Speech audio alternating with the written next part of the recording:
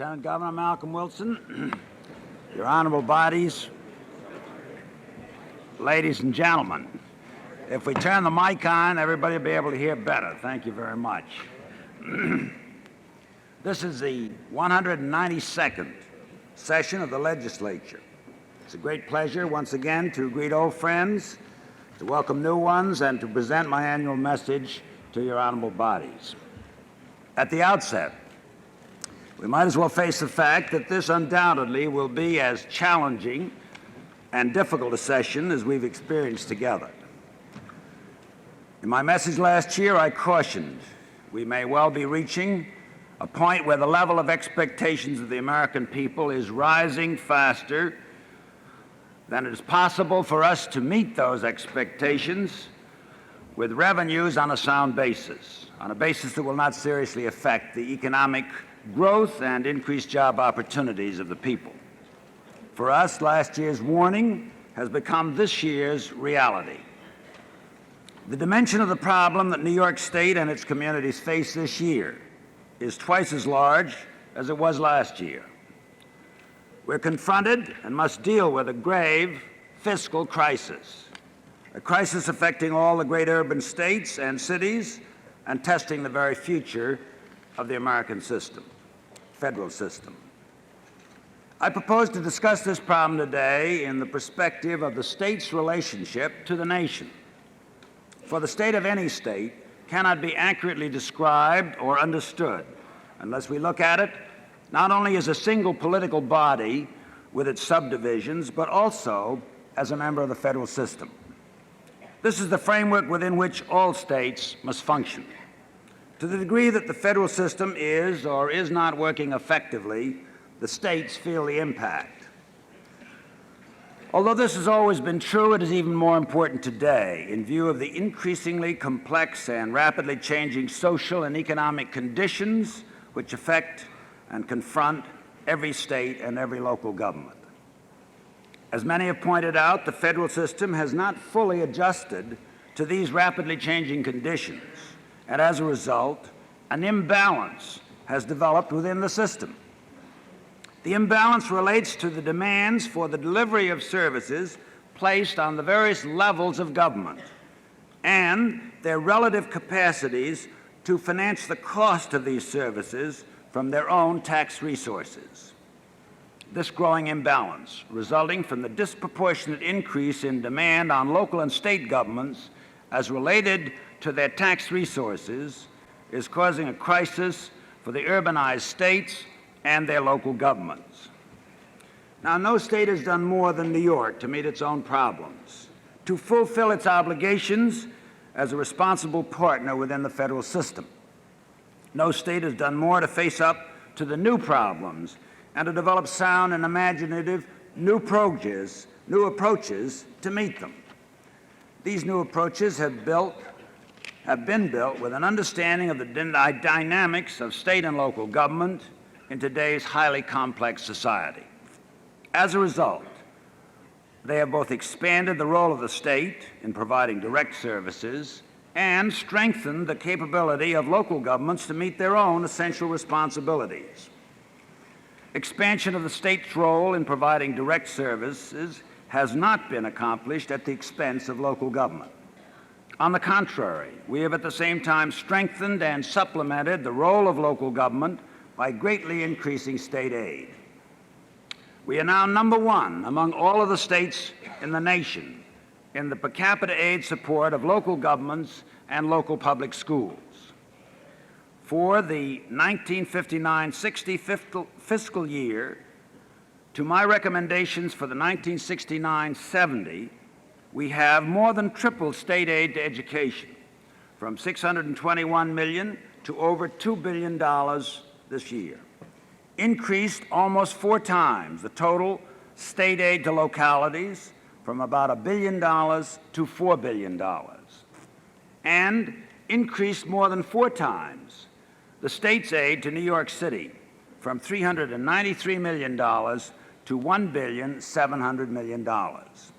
We have, in fact, increased state aid to local governments and local school districts to a point where today the state gives back to the localities 64 cents of every tax dollar that the state collects. The needs have been met, and the funds have been raised on a sound basis. And so we've been able to place and maintain the state in a good competitive position for economic growth. This is evidenced by a 78% increase in personal incomes for New Yorkers in the past 10 years. However, we are now faced with a situation which could jeopardize this competitive situation. To be way behind other states in meeting the needs of the people is an obvious disadvantage. But although less obvious, to be too far ahead in services and the taxes required to pay for them also puts a state at a serious disadvantage. No state can afford to act in isolation, to ignore the steps being taken by other states. To do so would jeopardize its capacity for sound economic growth. This is especially true in connection with the rates of taxation. Therefore, a state must be sure that in seeking to raise the tax revenues to provide the services, it does not at the same time limit its capacity to provide these services by discouraging the expansion of industry, undermining business confidence, and curtailing the creation of new jobs. In my opinion, New York State has now reached this point in relation to other states, and any major increase in taxes could put us in a seriously disadvantageous position, competitive position with other states. Increasingly, the urbanized states, in meeting their responsibilities and facing the needs of their people, will be placing themselves in a deteriorating competitive position. All over America, urban states and local governments face sharply increased demands and soaring costs for education and welfare, police and fire protection, sanitation, and all other essential basic services that people require. This is clearly illustrated by the fact that in the past 15 years, state expenditures nationwide rose 247%, and local expenditures across the nation increased 245%. In contrast, federal expenditures for domestic purposes went up only 142%. Looking ahead, state and local expenditures are expected to more than double again to a total of $162 billion by 1975. This gives some indication of the magnitude of the crisis we face. There are two major causes of this crisis at the state and local level. The first major cause is the rapid rate of rising expectations and demands in the fields of education and welfare particularly. The increases in state expenditures in these two fields here in New York State alone during the past 10 years clearly illustrates the problems. State expenditures for education have grown from $760 million in 1969-60 to $2,850 million in 69-70. Welfare costs from $178 million in 1959-60 to $1,170 million for next year. The second major cause for this developing crisis is that the distribution of tax monies within the federal system is not geared to today's needs. Federal government gets the major part of tax revenues. It collects 64% of all the taxes collected in this country. Only 19% of all the revenues are collected by the states, and only 17% by the localities. Yet these two levels of government, whose expenditures for necessary services are rising so much more rapidly than the expenditures of the federal government for domestic purposes. The people of New York State will send $22 billion this year to Washington in federal taxes and get back only $1.4 billion in federal aid. That's only a nickel back on every dollar we send to Washington. As it is, the entire $1.4 billion that we get back in total federal aid to New York State and its subdivisions is less than what New York State gives to New York City alone. To make matters more difficult, the taxes that the federal government collects are primarily the growth taxes. It collects 93% of all personal income levies, and that is the form of taxation most responsive to economic growth. Now, this national crisis in the federal system must be met. We in New York State have amply demonstrated our faith that government closest to the people is the best government by giving 64% of all the revenues we collect back to local government. If the federal system is to survive, the federal government must now evidence the same faith in state and local governments. For state and local governments cannot continue to meet the rapidly rising costs of basic services and expanding new programs from their 1/3 of the total taxes collected. There must be a fundamental re-examination and restructuring of federal government concepts concerning the distribution and use of its 2/3 of the total taxes collected. The principle that delivery of services should be at the most effective level and financing at the most appropriate level is a very sound one indeed. But the mechanisms to finance and implement this principle need to be changed to recognize the changing conditions of American society. At stake is nothing less than the survival of effective state and local government in America. The new administration in Washington has a unique opportunity to reappraise and readjust the administrative and financial relationships between the federal government and the states and local government. Fortunately, this subject has recently been under intensive review by the President's Bipartisan Advisory Commission on Intergovernmental Relations. The Advisory Commission concluded that, in the best interests of all, the system of allocating and distributing federal tax revenues needs to be drastically overhauled. As a member of the Commission, I heartily support its recommendations, which are as follows. First, that a portion of federal tax revenues be distributed to the states, to cities, and to other principal units of local government as unrestricted aid based on population and other factors. Two, that the 400 categorical aid programs of the federal government be consolidated into block grants in the major areas such as health, education, welfare, transportation, housing, and others, while preserving the present provisions for protecting against discrimination.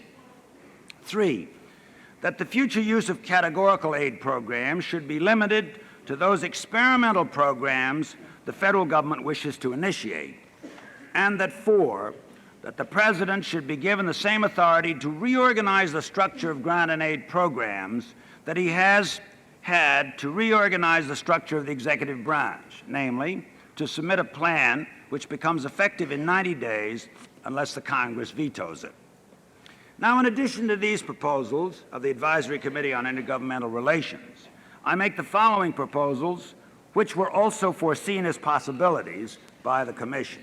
First, that the federal government set national standards of welfare payments and take over the full cost of financing welfare programs. This proposal is based on a recognition that the welfare problem is basically national in its origin and not local. Second, that the federal government establish a national contributory plan for universal health insurance to take the place of Medicaid as the first line of defense for the needy against the rising cost of medical care. Three, that the federal government establish a national commission on the quality, cost, and financing of American primary and secondary education to conduct an exhaustive reevaluation of our entire educational system and its financing. I'm joining with the Board of Regents here in New York State in sponsoring a study of our state's educational system along similar lines.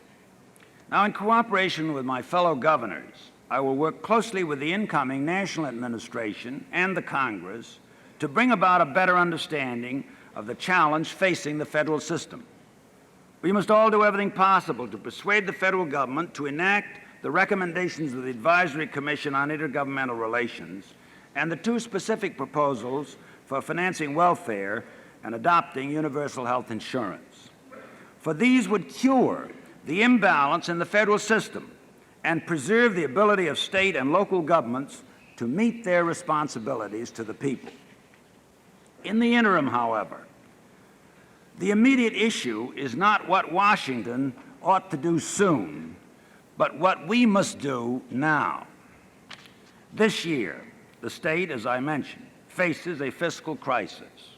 The dollars needed to meet the increasing expenditures required by present law and to keep state services at an acceptable level simply cannot be met from the present tax revenues. The added financial burden placed on the state by mandated increase in expenditures is far in excess of the growth in state revenue under the present tax structure and rates. This year, mandated increases in state assistance to localities, plus increased requests by state agencies and by local governments total $2.120 billion over the present budget. We've cut this amount down to a bare-bone total of mandatory increases, obligatory, and vital increases amounting to $1.190 billion over the present budget. To meet these increases, we've estimated that for the coming year, increased revenues and expanded use of bonds will total $570 million, which leaves a net gap to be closed of $620 million between income and expenditures. Obviously, this situation precludes any new programs involving taxpayers' money. To close the $620 million gap, there are three alternatives. First, cut education, welfare, local aid, and all other parts of the state budget by close to 12% across the board. Second, raise $620 million in new taxes, or third, do some of each. The third course is clearly the one to follow. For my judgment, to close the $620 million gap solely by an increased tax would jeopardize the state's competitive economic position. Or on the other hand, to close the gap through a $620 million cut in the support of our schools and local communities and in state services would have too harsh consequences. Therefore, I shall recommend the following to balance the budget: a 5% cut across the board in the 1969-70 budget expenditures, which would save $280 million. I want to make clear that this 5% cut in expenditures will also apply to all forms of financial aid to local government, including school aid and welfare payments. And secondly, a 1% increase in the state sales tax effective April 1, 1969, which would produce $340 million. And this 1% increase would be only on items presently covered by the sales tax and would not be extended to cover, for example, food and drugs. This total would be a total of $620 million. This will balance our budget for next year. But we must prevent a repetition of this fiscal crisis in the future.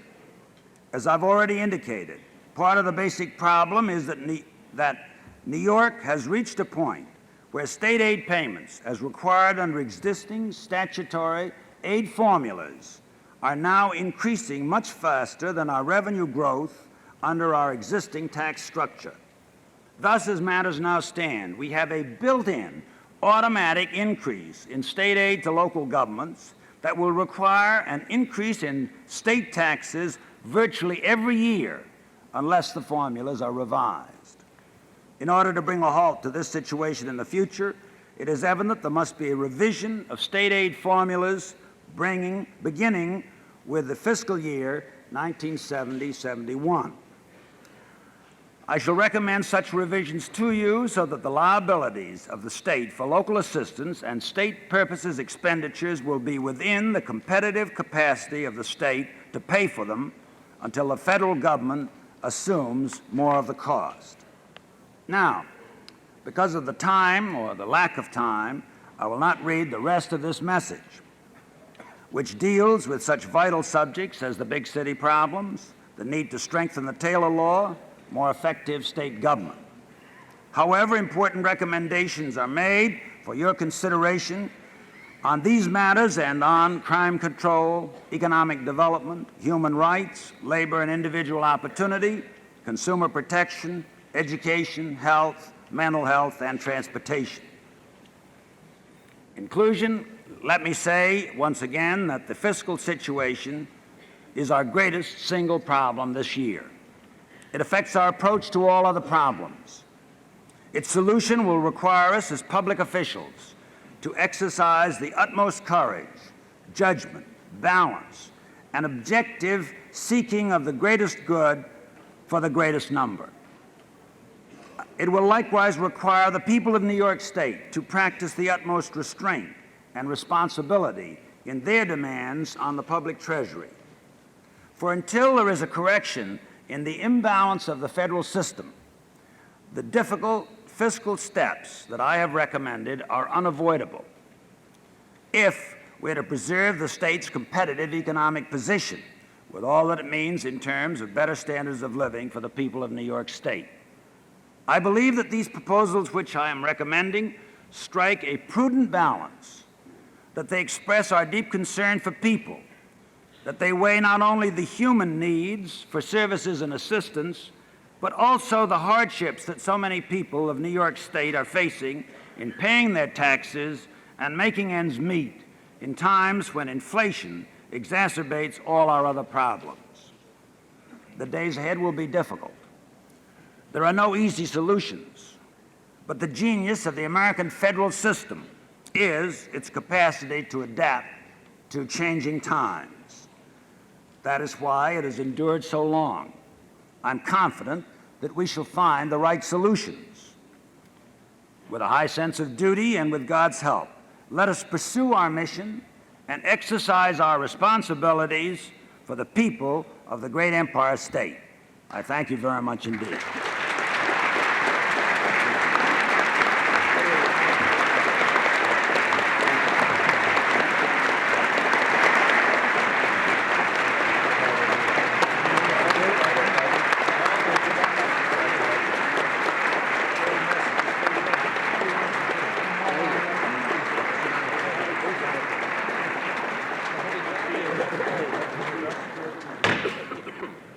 Joint session will please be in order. The names of all the members of the legislature, and with the permission of the presiding officer of this House, the chair would like to present for your acknowledgement two great public servants who have honored us by being here on this occasion, our Comptroller Arthur Levitt and our Attorney General Louis Lefkowitz.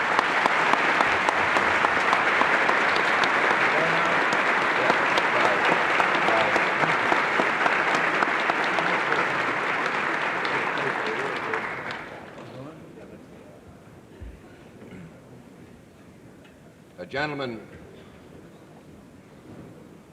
before the members of the Senate and their presiding officer return to continue some unfinished business, the chair, reflecting the sentiment of the members of the Senate, having heard it expressed on the floor of that body moments ago, wishes to express congratulations, best wishes to the new Speaker of the Assembly, Perry Duryea.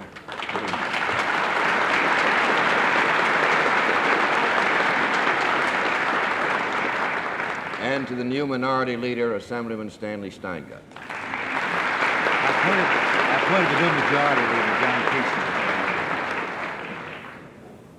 The chair was not privy to this information until just a moment ago, so closely guarded was the secret, but the chair speaks.